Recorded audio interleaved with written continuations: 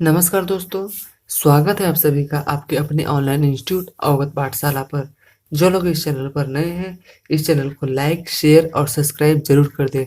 तो चलिए शुरू करते हैं आज का सेशन। हम लोग भारत के भूगोल में पढ़ रहे थे, भारत के भौतिक प्रदेश, जिसको हम लोगों ने पढ़ लिया। अब आगे हम लोग पढ़ेंगे भारत की जलवायु। क्या पढ़ेंगे हम लोग? भारत की जलवायु। तो सबसे पहले हम देखते हैं कि मौसम क्या होता है और जलवायु क्या होता है। ठीक है, भारत की जलवायु के अंतर्गत देखेंगे हम लोग मौसम। क्या देखेंगे? मौसम। तो चलिए देखते हैं हम लोग बारी बारी से। हम देखेंगे मौसम, मौसम एवं जलवायु। चलिए देख लेते हैं हम लोग मौसम क्या होता है, जलवायु क्या होता है, या इन दोनों में अंतर क्या होता है। मौसम एवं जलवायु में अंतर, इन दोनों को हम देख लेते हैं। अंतर के माध्यम से दोनों को देखने का प्रयास करेंगे। ठीक है, ये जो हमारा मौसम होता है, क्या मौसम, जो हमारा मौसम होता है, यह वायुमंडल की अल्पकाल की प्रक्रिया है। क्या है? मौसम वायुमंडल की, मौसम वायुमंडल की अल्पकाल की प्रक्रिया है। क्या है? अल्पकाल की प्रक्रिया। ये जो हमारा मौसम है, यह वायुमंडल की अल्पकाल की प्रक्रिया है। ठीक है, अब मौसम देख रहे हैं तो इसी में हम लोग पढ़ लेते हैं मानसून के बारे में। क्या पढ़ लेते हैं? मानसून। ये जो हमारा मानसून है, क्या है? मानसून। यह अरबी भाषा से बना है। किससे बना है? अरबी भाषा से। ठीक है, मानसून अरबी भाषा के मौसिम शब्द से बना है। किससे बना है? मौसिम शब्द से। ठीक है, ये मौसिम शब्द है, इससे मानसून बना है। और इसका अर्थ होता है ऋतु परिवर्तन के साथ। क्या होता है? इसका अर्थ होता है ऋतु परिवर्तन के साथ, ऋतु परिवर्तन के साथ पवन की दिशा में परिवर्तन। क्या होता है? पवन की दिशा में परिवर्तन, पवन की दिशा में परिवर्तन। हम लोगों ने देखा कि जो हमारा मानसून है, अरबी भाषा के मौसिम शब्द से बना होता है। और मौसिम का अर्थ क्या है? ऋतु परिवर्तन के साथ पवन की दिशा में परिवर्तन। अब हम देखते हैं जलवायु। ये जो हमारा जलवायु क्या है, ठीक है, अब हम थोड़ा सा जलवायु के बारे में देखते हैं। जो हमारा जलवायु है, यह दीर्घकाल की प्रक्रिया है। क्या है? जलवायु हमारा दीर्घकाल की प्रक्रिया है। कैसी प्रक्रिया है? यह दीर्घकाल की प्रक्रिया है। हम लोगों ने देखा मौसम, जो कि अल्पकाल की प्रक्रिया है। अब हम क्या देख रहे हैं? जलवायु। ये जो जलवायु है, यह दीर्घकाल की प्रक्रिया है। तो दीर्घकाल क्या हो सकता है हमारा? दीर्घकाल में हम ले सकते हैं 50। ठीक है, 50 साल की बात करेंगे, 50 या उससे अधिक, 50 वर्ष या उससे अधिक वर्षों के बाद। ठीक है, 50 या उससे अधिक वर्षों बाद परिवर्तन। ये जो परिवर्तन होते हैं, इतने समय के बाद जो परिवर्तन होता है, ठीक है, मौसम की दशाओं में, ठीक है, उसे हम लोग क्या कहते हैं? जलवायु कहते हैं। या जलवायु को मौसम का औसत भी कहते हैं। क्या कहते हैं? ये जो हमारा जलवायु होता है, क्या पढ़े हम लोग? जलवायु। जलवायु को मौसम का औसत कहते हैं। जलवायु को मौसम का औसत कहते हैं। अभी हम लोग चलिए क्लियर कर देते हैं हम आपको कि जलवायु को मौसम का औसत क्यों कहते हैं। ठीक है, हम देख रहे हैं कि जलवायु को मौसम का औसत कहते हैं। चलिए तो हम लोग जलवायु को और आगे पढ़ने का प्रयास मानते हैं हम कि सबसे पहले देखते हैं हम 1 वर्ष का समय लेते हैं। कितना? 1 वर्ष या 12 माह का जब हम समय लेते हैं, तो इसमें जो हमारा 12 माह होता है, ठीक है, इसमें जो 12 माह होता है, इसमें मान लेते हैं कि 8 माह गर्मी पड़ती है। क्या होती है? 8 माह गर्मी होता है। ठीक है, तो बचा हमारे पास 4 माह। जो 4 माह होगा, इसमें क्या होगा? कि जो हमारा 4 माह होगा, इसमें सर्दी होगी। ठीक है, तो 8 माह हमारा क्या रहा? 8 माह गर्मी पड़ा और 4 माह क्या पड़ा हमारा? सर्दी पड़ा। तो इसमें गर्मी अधिक है, सर्दी अधिक है। ठीक है, तो अगर इसको जलवायु की दृष्टि से देखेंगे तो हमारा हो जाएगा उष्ण जलवायु। क्या हो जाएगा हमारा? उष्ण जलवायु।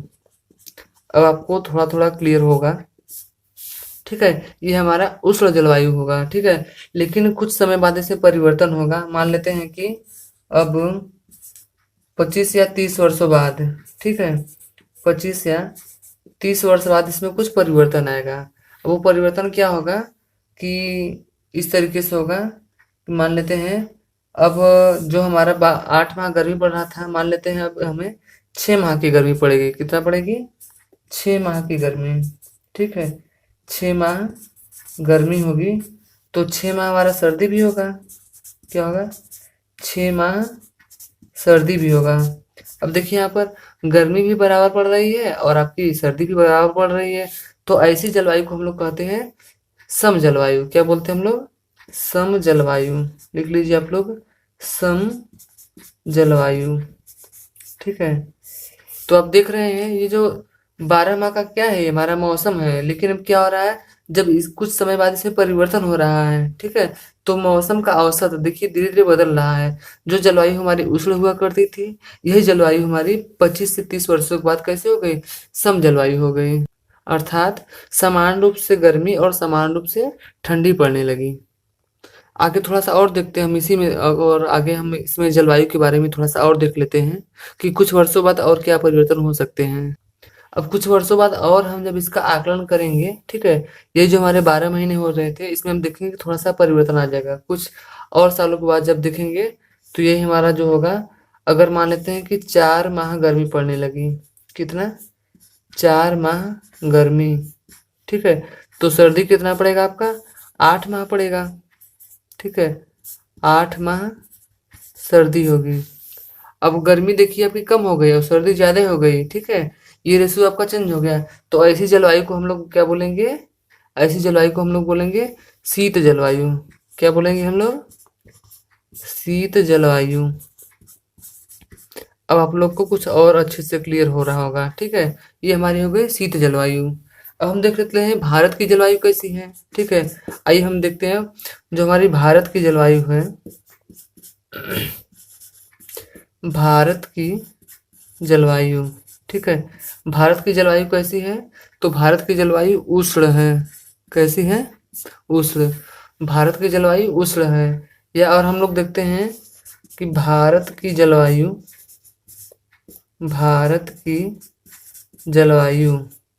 मानसूनी है। क्या है? मानसूनी, ठीक है। कभी कभी एक न देकर दोनों रहता है। भारत की जो जलवायु है या तो उष्ण है या तो मानसूनी है, ठीक है। या दोनों दिया रहेगा तो हम लोग क्या करेंगे? दोनों टिक कर लेंगे, ठीक है। तो ये रहा हमारा मौसम और जलवायु में अंतर। मौसम क्या होता है, जलवायु क्या होता है, इसे आपने अच्छे से देख लिया।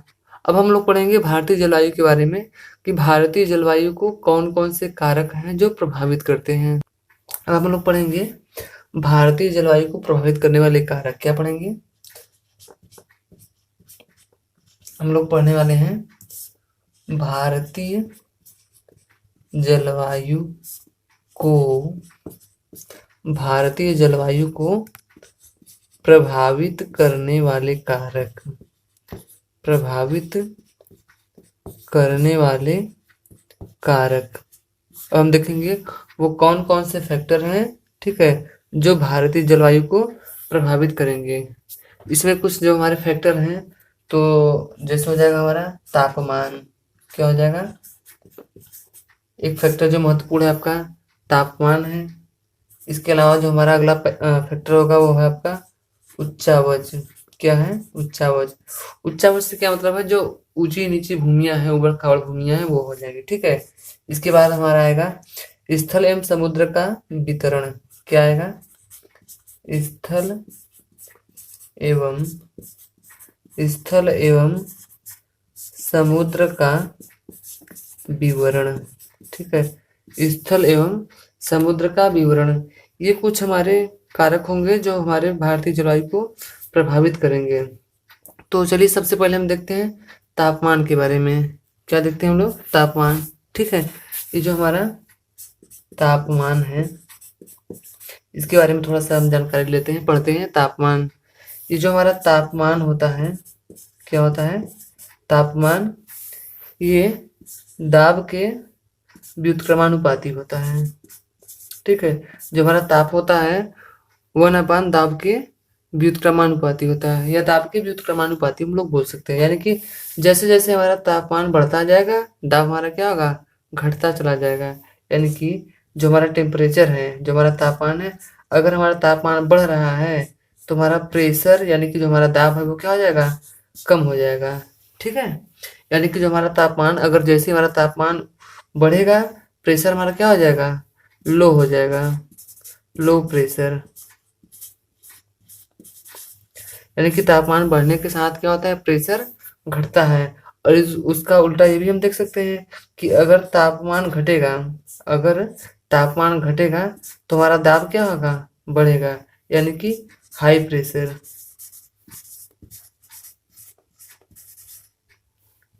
हाई प्रेशर, ठीक है, इस बात को आप याद रखिएगा। तापमान बढ़ने से क्या होता है, तापमान बढ़ने से दाब घट जाता है, और दाब बढ़ने से तापमान घट जाता है। इस चीज को आप आसानी से याद कर सकते हैं। तापमान को पढ़ रहे थे, तो चलिए इसी में हम लोग देख लेते हैं कि तापमान के माध्यम से ही हमारा कब उत्तरायण होता है और कब दक्षिणायन होता है, और सबसे सीधी रेखा कब होती है। ठीक है, और कब रेखा एकदम, कब जो हमारा सूर्य है एकदम तिरछा हो जाता है और कब एकदम सीधी रेखा पर पड़ती है, तो उसको भी हम देखने का प्रयास करते हैं। तो चलिए देखते हैं, ये रहा हमारा कर्क रेखा। ये कौन सी रेखा है, कर्क रेखा, जो कि 23.5 डिग्री होता है। कितना होता है, 23.5 डिग्री उत्तरी अक्षांश रेखा, और 23.5 डिग्री उत्तरी अक्षांश रेखा को ही हम लोग क्या बोलते हैं, कर्क रेखा बोलते हैं। क्या बोलते हैं इसे हम लोग, इसे हम लोग बोलते हैं कर्क रेखा। ठीक है, ये रही हमारी कर्क रेखा। और 23.5 डिग्री ही जो कि हमारा दक्षिण में होता है, कहाँ होता है, दक्षिण में। ठीक है, ये रहा हमारा 23.5 डिग्री, ये 23.5 डिग्री दक्षिण में। ठीक है, जो 23.5 डिग्री दक्षिण में होता है, जो हमारा 23.5 डिग्री, 23.5 डिग्री दक्षिण में होता है, उसे हम लोग क्या बोलते हैं, मकर रेखा। क्या बोलते हैं, मकर रेखा। तो इसे आप याद रखिएगा कि जो 23.5 डिग्री उत्तरी अक्षांश होता है उसे हम लोग कर्क रेखा बोलते हैं, जो 23.5 डिग्री दक्षिणी अक्षांश होता है उसे हम लोग क्या बोलते हैं, मकर रेखा बोलते हैं। तो चलिए हम लोग देखते हैं कि ये हमारा एक सूर्य होता है। ठीक है, और इसकी कुछ किरणें हैं, देखिए ये आपकी सीधी पड़ती है यहाँ से कुछ इस तरीके से, और इधर बाकी तिरछा होती चली जाती हैं इस तरीके से। ठीक है, चलिए इसको हम देखते हैं। इस तरीके से सूर्य की किरणें आपकी इस पर पृथ्वी पर पड़ रही हैं। और जब सूर्य की किरणें जो है कि जब सूर्य की किरणें कर्क रेखा की ओर जाती हैं, ठीक है, या उत्तर की ओर जाती हैं, चलिए इसको हम देख लेते हैं। जब सूर्य की किरणें क्या, जब सूर्य की किरणें, जब सूर्य की किरणें कर्क रेखा की ओर, कहाँ पर, कर्क रेखा की ओर, कर्क रेखा की ओर मतलब कि उत्तर की ओर। ठीक है, कर्क रेखा की ओर या उत्तर की ओर जाती हैं, उत्तर की ओर जाती हैं, तो इसे हम लोग क्या कहते हैं, तो उसे उत्तरायण कहते हैं। क्या कहते हैं, तो उसे उत्तरायण। ये रहा हमारा उत्तरायण। ठीक है, उत्तरायण कहते हैं। कभी कभी आपसे एग्जाम में पूछा जाता है उत्तरायण क्या होता है, तो आप लोग याद रखिएगा। और इसी लगे हम लोग इसी समय देख लेते हैं दक्षिणायन क्या होता है। जब ये सूर्य की किरणें होती हैं मकर रेखा की ओर, कहाँ, जब मकर रेखा की ओर, जब मकर रेखा की ओर, ठीक है, जब मकर रेखा की ओर जाती हैं या फिर दक्षिण की ओर जाती हैं, या दक्षिण की ओर जाती हैं, जब सूर्य की किरणें मकर रेखा की ओर जाती है या दक्षिण रेखा की ओर जाती हैं, तो उसे हम लोग दक्षिणायन बोलते हैं। ठीक है, चलिए लिख लेते हैं, क्या बोलते हैं उसे हम लोग, दक्षिणायन। तो उसे दक्षिणायन कहते हैं। ये रहा हमारा उत्तरायण और दक्षिणायन। जब हमारा सूर्य की किरणें होती हैं दक्षिण की ओर, ठीक है, या 23.5 डिग्री दक्षिण अक्षांश में, वक्र रेखा की ओर जाएंगे तो उसे दक्षिणायण, और जब उत्तर की ओर जाएंगे तो उसे हम क्या बोलेंगे, उत्तरायण। ठीक है, तो चलिए देखते हैं हम लोग। यहाँ पर हमारा होगा क्या, दक्षिण की ओर है तो ये हमारा होगा दक्षिणायण। क्या होगा, दक्षिणायन होगा। और यहाँ पर जो हमारा होगा उत्तरायण होगा। क्या होगा, उत्तरायण। क्लियर है, दिखाई दे रहा है आप लोगों को। और ये जो हमारी बीच में रेखा होती है, ठीक है, ये पृथ्वी के बीचों बीच में ये जो बीच वाली रेखा है, इसे हम लोग विषुवत रेखा बोलते हैं। क्या बोलते हैं, विषुवत। इसे आप लोग जानते होंगे, इसे कौन सी रेखा का नाम दिया जाता है, तो ये कौन सी रेखा होती है आपकी, विषुवत रेखा होती है। और विषुवत रेखा के ऊपर कितना, ये भी बताते हैं आपको, और विषुवत रेखा के कितना नीचे, ये भी, इसकी भी चर्चा कर लेते हैं। ठीक है, विषुवत रेखा के 5 डिग्री उत्तर, कितना हमारा, ये विषुवत रेखा है, इसके 5 डिग्री उत्तर, 5 डिग्री उत्तर और 5 डिग्री दक्षिण। ठीक है, 5 डिग्री उत्तर और 5 डिग्री दक्षिण के बीच का जो क्षेत्र होता है, ये पूरा वाला भाग आपका। ठीक है, विषुवत रेखा के 5 डिग्री उत्तर और 5 डिग्री दक्षिण वाला जो भाग होता है, ठीक है, इसको हम लोग ITCZ के नाम से जानते हैं। क्या बोलते हैं, ITCZ। क्या होता है हमारा, ITCZ। ITCZ क्या होता है हमारा, इंटर ट्रॉपिकल कंजर्वेशन जोन। क्या होता है, देख लेते हैं हम लोग। जो हमारा होता है इंटर ट्रॉपिकल कंजर्वेशन जोन। क्या होता है, कंजर्वेशन जोन। ठीक है, इंटर ट्रॉपिकल कंजर्वेशन जोन यानी कि अंतः उष्ण कटिबंधीय क्षेत्र। क्या होता है, हिंदी में भी देख लेते हैं हम लोग, अंतः उष्ण कटिबंधीय क्षेत्र, ये हमारा रहा अंतः उष्ण कटिबंधीय क्षेत्र, जिसे हम लोग इंटर ट्रॉपिकल कंजर्वेशन जोन के नाम से जानते हैं। और यहाँ पर सबसे अधिक तापमान होता है। ठीक है, ये वाला जो हमारा एरिया है ITSZ, यहाँ का तापमान सबसे अधिक होता है। क्यों होता है, देखिए कि सूर्य की जो किरणें हैं सीधी यहाँ पर पड़ रही है। ठीक है, ये जो हमारा विषुवत रेखा है, इसके 5 डिग्री उत्तर और 5 डिग्री दक्षिण का जो बीच का क्षेत्र है ITCZ, इसमें सूर्य की किरणें देखिए सीधी पड़ रही हैं, इसलिए यहाँ का तापमान सबसे अधिक होता है। ठीक है, कभी कभी आपसे पूछा जाएगा तो आप बिना सोचे आंसर दीजिएगा कि सबसे अधिक गर्मी कहाँ होती है, सबसे अधिक तापमान कहाँ होता है, तो हमारा क्या होगा, ITCZ यानी कि इंटर ट्रॉपिकल कंजर्वेशन जोन। ठीक है, अंतः उष्ण कटिबंधीय क्षेत्र में सबसे अधिक हमारा गर्मी पड़ता है। तो ITCZ पर क्या होगा हमारा, उच्च तापमान। क्या होगा, ITCZ, ये जो हमारा है ITCZ उच्च तापमान। क्या होगा यहाँ पर, उच्च तापमान। और जहाँ पर तापमान अधिक होगा, जहाँ पर तापमान अधिक होगा वहाँ पर दाब क्या होगा, निम्न होगा। उच्च तापमान और निम्न वायुदाब, उच्च तापमान निम्न वायुदाब का केंद्र है।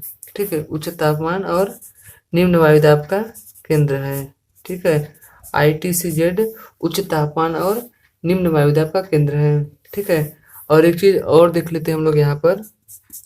ठीक है, सूर्य की किरणें सीधी जो होती हैं, ये 22 मार्च को विषुवत रेखा पर पड़ती हैं। ठीक है, सूर्य की किरणें जो है सीधी कब पड़ती हैं, तो 22 मार्च को सीधे सीधे एकदम पड़ती हैं। चलिए इसको भी हम देखते हैं, जो हमने फिगर बनाया है इस फिगर के माध्यम से ही देख लेते हैं। जो हमारा उत्तरायण है, यह हमारा जो उत्तरायण है वो 21 जून को होता है। कब होता है, 21 जून को। 21 जून को हमारा क्या होता है, उत्तरायण होता है। ये हमारा जून रहा, जून के बाद हमारा क्या आएगा, जून के अगर पहले की बात करें हमारा, ठीक है, या इधर से आते हैं, ये हमारा जून रहा, तो यहाँ पर भी रेखा तो आपकी वही है, यहाँ पर क्या होगा हमारा, जून होगा। ठीक है, जून के बाद हमारा क्या होगा, यहाँ पर जून के बाद आएगा हमारा जुलाई। चलिए इसको भी देख लेते हैं हम लोग, जुलाई। जुलाई के बाद हमारा यहाँ पर क्या होगा, तो अगस्त होगा। दिखाई दे रहा है आप लोगों को? ठीक है, जून जुलाई अगस्त, अगस्त के बाद ये हमारा सितंबर होगा। यहाँ पे क्या होगा? सितंबर। और सितंबर में हम देखते हैं ये हमारा 23 सितंबर होता है। क्या होता है? 23 सितंबर। ठीक है, अब देखते हैं 23 सितंबर को क्या होता है, हम आपको बताएंगे। सितंबर के बाद यहाँ पर आएगा हमारा अक्टूबर। क्या आएगा? अक्टूबर आएगा। अक्टूबर के बाद यहाँ पर हमारा होगा नवंबर। क्या होगा? नवंबर। और नवंबर के बाद यहाँ पर हमारा दिसंबर होगा। क्या होगा? तो दिसंबर होगा। दिसंबर में हम देखते हैं कि 22 दिसंबर को हमारा दक्षिणायन होता है। क्या होता है? दक्षिणायन। उत्तरायण कब हुआ हमारा? 21 जून को हुआ। और दक्षिणायन की तिथि देखते हैं तो हमारा 22 दिसंबर। ये आप इस तथ्य को याद रखिएगा, आपके एग्जाम में कई बार पूछा गया है, विभिन्न परीक्षाओं में। आपके जो विभिन्न परीक्षाएं हैं उनसे पूछा गया, कई बार पूछा गया है आपसे क्वेश्चन कि दक्षिणायन की तिथि क्या है, उत्तरायण की तिथि क्या है। तो आप इन तिथियों को आसानी से याद किए रहिएगा। ठीक है, तो ये हमारा दिसंबर है। क्या है? दिसंबर है। दिसंबर के बाद हमारा आएगा जनवरी। क्या आएगा? जनवरी। जनवरी के बाद हमारा आएगा फरवरी। ठीक है, फरवरी के बाद हमारा आएगा मार्च। क्या आएगा? मार्च।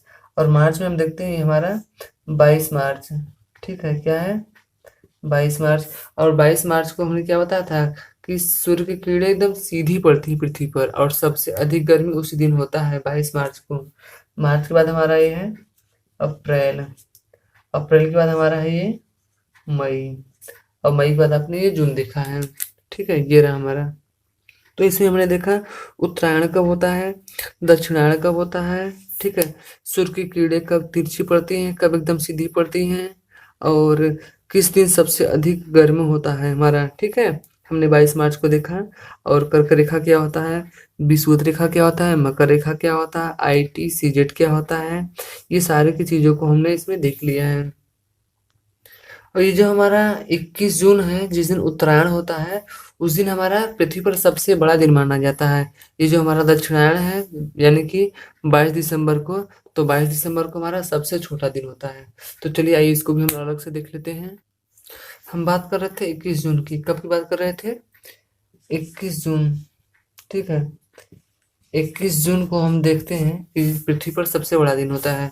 21 जून को हम देखते हैं। ठीक है, नॉर्थ में भी देखते हैं और साउथ में देखते हैं। 21 जून को अगर हम नॉर्थ की बात करें तो उस दिन हमें गर्मी प्रतीत होगा।